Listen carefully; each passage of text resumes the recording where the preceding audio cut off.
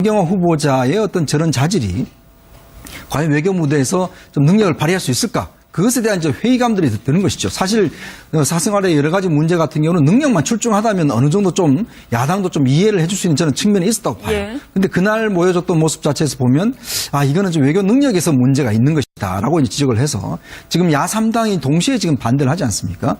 그런 차원이라 본다라면 제가 볼 때는 이제 우리 어떤 국민들 입장에서도 사실 이 인사청문회가 왜 있겠습니까? 이 능력을 검증하고 있는 거 아니겠어요? 근데 야당이 전체가 다 반대를 한다라면 여당에서도 무조건 이거는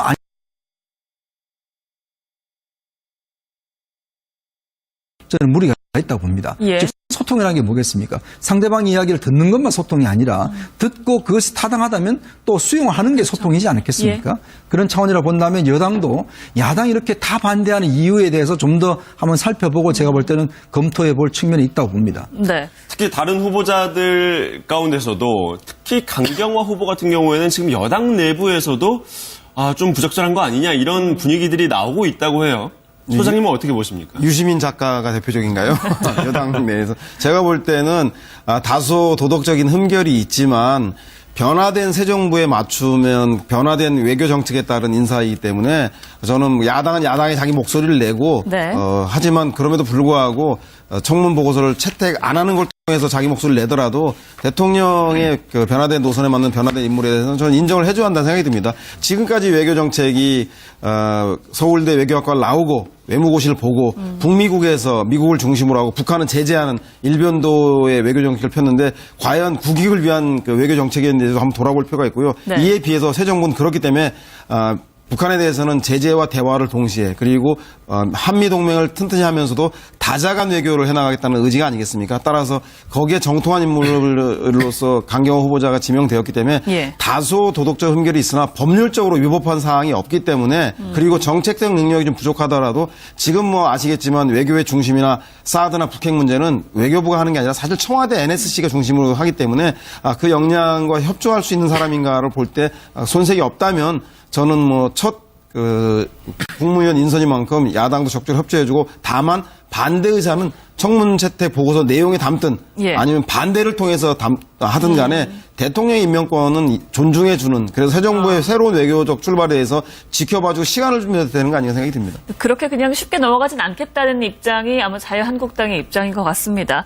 협치 정신을 무시한 일방통보식 청와대 오찬 초청이라면서 국회 상임위원장들과 이제 오찬을 초청을 했는데 이 부분은 참석하지 않겠다고 얘기를 했거든요. 자유한국당에서는 야당으로서 뭔가 강한 조금 모습을 보여주고자 하는 어떤 그런 측면이 있는 것 같습니다. 그러다 보니까 사실상 이 인사청문회, 그 강경화 후보자에 대한 인사청문회를 기치로 해서 야당과 뭐 조금 이제 협치를 여당에서는 협치를 이야기하지만 그것에 순순히 응하지 않는다라는 모습을 보여서 야당으로서의 존재감을 좀 보여주려고 하는데 사실상 예컨대 더불어민주당이라든지 아니면은 문재인 대통령이 그냥 협치하는 모습만 모양새만 갖추고 이 인사청문회를 통과시키기 위한 꼼수를 부린다라고 한다면 야당의 어떤 이런 태도가 이해가 될 것입니다. 그러나 이제 국민들로서 이해하기가 좀 어려운 것은 문재인 대통령이 당선된 이후에 보여준 모습이라든지 아니면 협치를 하면서 뭔가 보여주는 어떤 야당의 양해를 구하는 어떤 그런 태도를 보게 되면 굉장히 낮은 자세로 진정어린 어떤 호소를 하고 있는 상황 아니겠습니까? 특히나 어제 같은 경우에 나온 이야기도 한미 정상회담을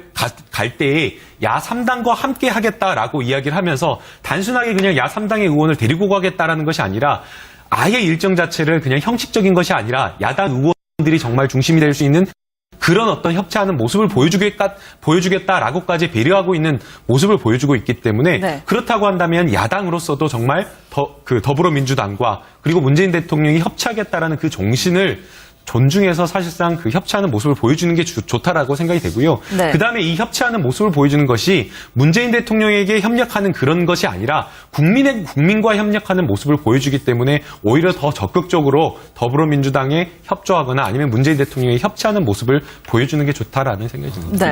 문재인 대통령이 앞서 김 변호사님이 말씀하신 이 한미정상회담에 야당 의원들을 함께 하겠다라고 한 거는 아무래도 요즘 분위기가 지금 야당이 이제 날을 세우고 있으니까요. 거기에 대해서 협치를 좀 제안하고 강조하는 메시지다 이렇게 해석을 해야 될까요? 물론 예전 그 정상회담 때도 많은 이런 제안이 있었고 실제 뭐 야당 의원들이 따라간 적도 있습니다. 어떤 초당적 외교라는 그런 측면에서 하는데 사실은요 이 정상회담은 어차피 대통령한테 초점이 맞춰질 수밖에 없어요. 예. 그 대통령은 또 정상 간의 어떤 하기 때문에 사실 야당 의원이 간다고 해서 특별하게 거기서 할 수 있는 역할이 별로 없습니다. 예. 근데 문제는 이제 야당 입장에서 본다면 이렇게 따라가는 것 자체가 보면 야당이 너무나 또 예를 들어서 그냥 여당에만 딸려가는 것이 아닌가라는 그런 또 문제가 있거든요. 사실 이제 어제 문재인 대통령도 그런 문제를 좀 지적을 하긴 했습니다.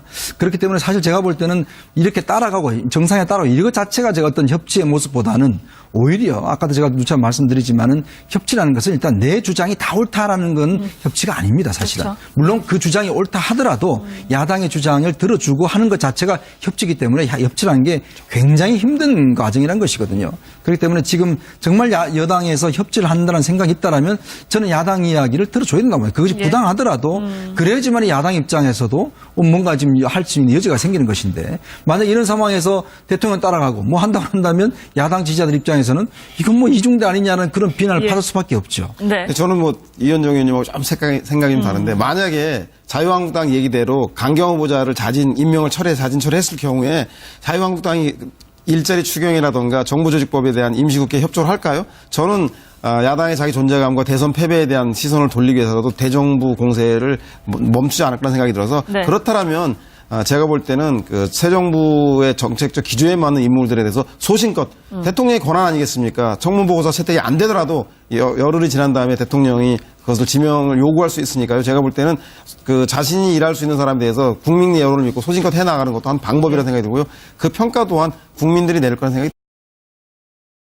강경화 후보자의 어떤 저런 자질이 과연 외교 무대에서 좀 능력을 발휘할 수 있을까? 그것에 대한 이제 회의감들이 드는 것이죠. 사실 사생활의 여러 가지 문제 같은 경우는 능력만 출중하다면 어느 정도 좀 야당도 좀 이해를 해줄 수 있는 저는 측면이 있었다고 봐요. 예. 근데 그날 모여졌던 모습 자체에서 보면 이거는 좀 외교 능력에서 문제가 있는 것이다라고 이제 지적을 해서 지금 야3당이 동시에 지금 반대를 하지 않습니까? 그런 차원이라 본다라면 네.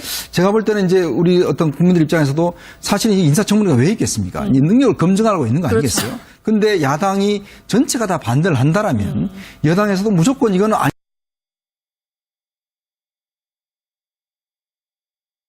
저는 무리가 있다고 봅니다. 예. 즉 소통이라는 게 뭐겠습니까? 상대방 이야기를 듣는 것만 소통이 아니라 듣고 그것이 타당하다면 또 수용하는 게 소통이지 않겠습니까? 예. 그런 차원이라 본다면 여당도 야당이 이렇게 다 반대하는 이유에 대해서 좀 더 한번 살펴보고 제가 볼 때는 검토해 볼 측면이 있다고 봅니다. 네. 특히 다른 후보자들 있기 때문에 예. 다소 도덕적 흠결이 있으나 법률적으로 위법한 사항이 없기 때문에 그리고 정책적 능력이 좀 부족하더라도 지금 뭐 아시겠지만 외교의 중심이나 사드나 북핵 문제는 외교부가 하는 게 아니라 사실 청와대 NSC가 중심으로 하기 때문에 그 역량과 협조할 수 있는 사람인가를 볼 때 손색이 없다면 저는 뭐 첫 국무위원 인선인 야당도 적극적으로 협조해주고 다만 반대 의사는 청문 채택 보고서 내용에 담든 예. 아니면 반대를 통해서 하든 간에 대통령의 임명권은 존중해주는 그래서 새 정부의 새로운 외교적 출발에 대해서 지켜봐주고 시간을 주면 되는 거 아닌가 생각이 듭니다. 그렇게 그냥 쉽게 넘어가진 않겠다는 입장이 아마 자유한국당의 입장인 것 같습니다.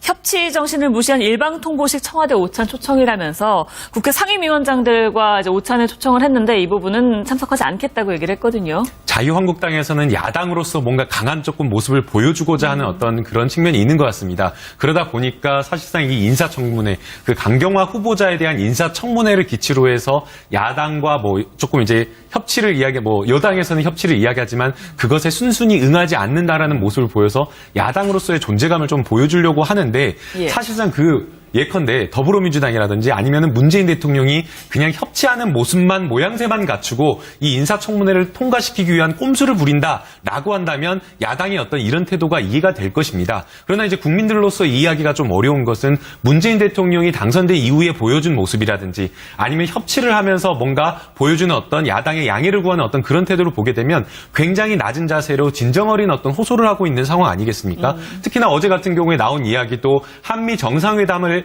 갈 때에 야3당과 함께 하겠다라고 이야기를 하면서 단순하게 그냥 야3당의 의원을 데리고 가겠다라는 것이 아니라 아예 일정 자체를 그냥 형식적인 것이 아니라 야당 의원들이 정말 중심이 될 수 있는 그런 어떤 협치하는 모습을 보여주겠다라고까지 배려하고 있는 모습을 보여주고 있기 때문에 네. 그렇다고 한다면 야당으로서도 정말 더불어민주당과 그리고 문재인 대통령이 협치하겠다라는 그 정신을 존중해서 사실상 그 협치하는 모습을 보여주는 게 좋다라고 생각이 되고요. 네. 그다음에 이 협치하는 모습을 보여주는 것이 문재인 대통령에게 협력하는 그런 것이 아니라 국민과 협력하는 모습을 보여주기 때문에 오히려 더 적극적으로 더불어민주당에 협조하거나 아니면 문재인 대통령이 협치하는 모습을 보여주는 게 좋다라는 생각이 듭니다. 네. 그래요.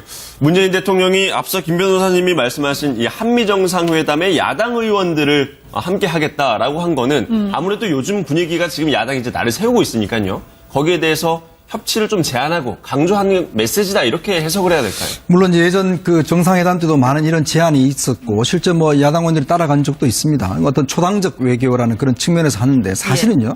이 정상회담은 어차피 대통령한테 초점이 맞춰질 수밖에 없어요. 예. 그 대통령은 또 정상 간의 어떤 게 하기 때문에 사실 야당 의원이 간다고 해서 특별하게 거기서 할 수 있는 역할이 별로 없습니다. 예. 근데 문제는 이제 야당 입장에서 본다면 이렇게 따라가는 것 자체가 보면 야당이 너무나 또 예를 들어서 그냥 여당의 가운데서도 특히 강경화 후보 같은 경우에는 지금 여당 내부에서도 좀 부적절한 거 아니냐 이런 분위기들이 나오고 있다고 해요.